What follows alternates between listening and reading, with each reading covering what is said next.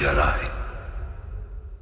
To end. Star Wars Episode 8 had people guessing and debating ever since they announced the title, The Last Jedi. Everybody wanted to know who the Last Jedi would be. Is it Luke Skywalker? Is it Rey? But the real question isn't who, it's if. If anyone here is the Last Jedi, and if there's ever really going to be a Last Jedi, ever. Spoilers for Episode 8 coming from here on out, so tune out if you haven't seen it. By the end of the movie, the answer we get to this question of if there'll ever be a Last Jedi is, of course, a resounding no. Before the release, we got a big clue when people noticed that foreign translations of the title were plurals. So there was always going to be more than one Jedi in the picture. But director Rian Johnson also confirmed before the release that the most surface meaning of the title, at least, is that when the story begins, Luke is the last Jedi remaining in the Star Wars universe. That's why Rey has to seek him out to train her. And Luke has to decide whether he wants to train another Jedi or whether he wants to let what he knows die with him. So in this title, there's the seed of the central question of the movie. How do we carry on the past, and how much do we want to preserve of our history? At its core, all of Star Wars is about cycles of life and death, balance between the old and the new. Darth Vader, as the Dark Father trying to vanquish his own son, represented the old not wanting to die and be replaced by the young. Now Vader's grandson Ben Solo, known as Kylo Ren, wants to be the next Vader. But thematically, he's an inversion of Vader. Because Vader was trying to stop the future from happening, whereas Kylo is young, he is the future, but he's trying to reject the past. Let the past die.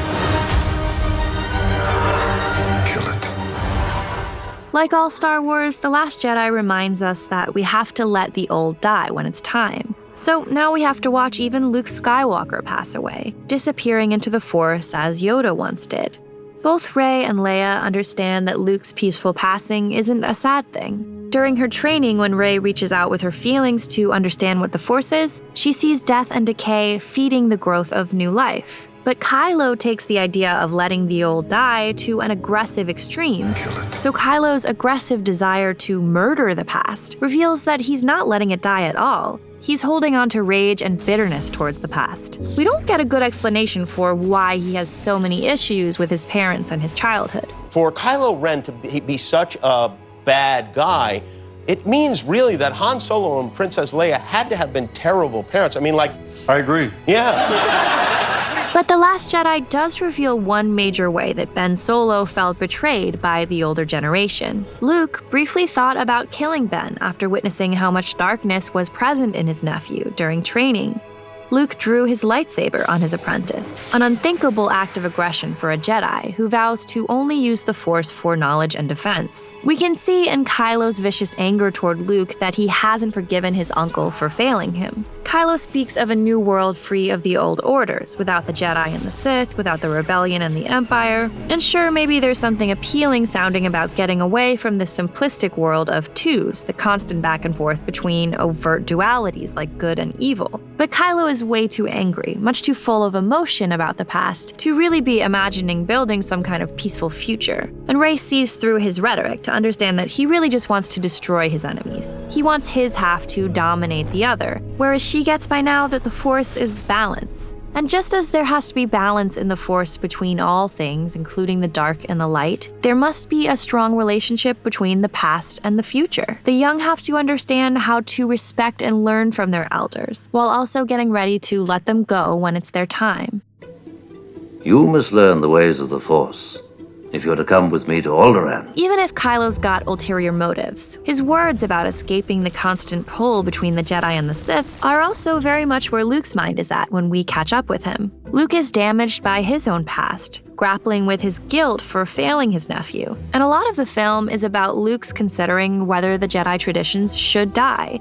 Maybe they've done more harm than good, and he does want to be the last Jedi. But Luke decides to help train Rey after R2-D2 reminds him of his original inspiration. Help me, Obi-Wan Kenobi. You're my only hope. And Yoda's spirit shows up to tell Luke that he's forgotten Yoda's advice. There's what you have learned. The old master gleefully helps Luke burn up the old Jedi texts, but Yoda is adamant that the wisdom and philosophy of the Jedi must be passed on through Rey. When Kylo fights with Luke's projection, he vows that he's gonna destroy Luke and Rey. He thinks he can wipe out the Last Jedi, whoever that is. But Luke confidently rejects Kylo's words. He now understands that there will always be another Jedi. Obi-Wan never told you what happened to your father. A key moment in the film parallels the iconic reveal of Empire Strikes Back, one of the most famous moments in film history. I am your father. So fittingly, The Last Jedi builds up the question everybody wants to know the answer to. Who are Rey's parents? But the big moment we get is when Kylo and Rey both say that her parents were so-called nobodies. We don't know if what we heard was true or if Kylo is manipulating her, but the moment is a deliberate reversal of Luke finding out he was the son of the most evil but special man alive.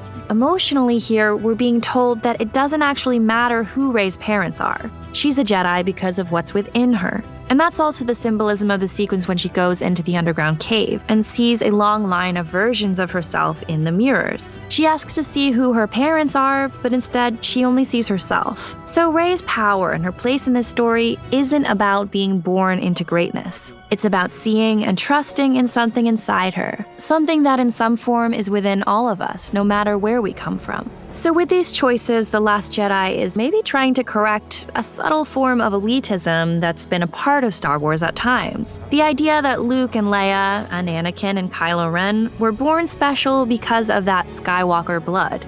But The Last Jedi says you don't have to come from a dynasty to have power within you. So we shouldn't just be looking out for those special people born into Jedi privilege. There's a whole universe out there of people who can be moved by the Force within them, and moved by moments when hope and wisdom are passed on to them by others they meet.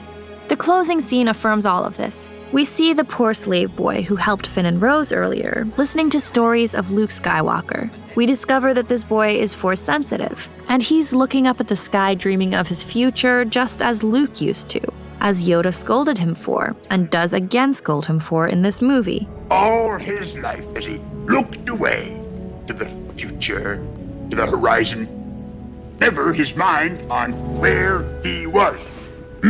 So this little boy is the symbol of the promise that there's always going to be another Jedi to come. Just like the image of the never-ending rays in the mirror. And always the new Jedi has been touched by the past in some way. This little boy was moved by his encounter with a resistance fighter, and now he wears a ring with the symbol of the rebellion. So the hope passed on to him by Rose will now inspire him to keep fighting and to use his connection with the Force for good. Like The Force Awakens, The Last Jedi explores how legends are made.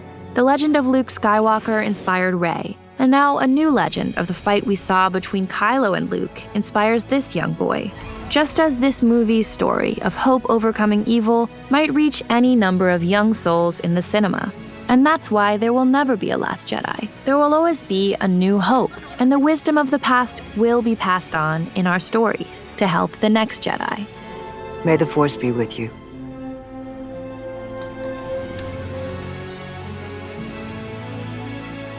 Thanks for watching, and if you like our videos, please consider supporting us on Patreon. Just click this link here. We spend a lot of time making these videos, and every little bit helps. And of course, the very best thing you can do is subscribe to our channel to get access to all of our latest videos.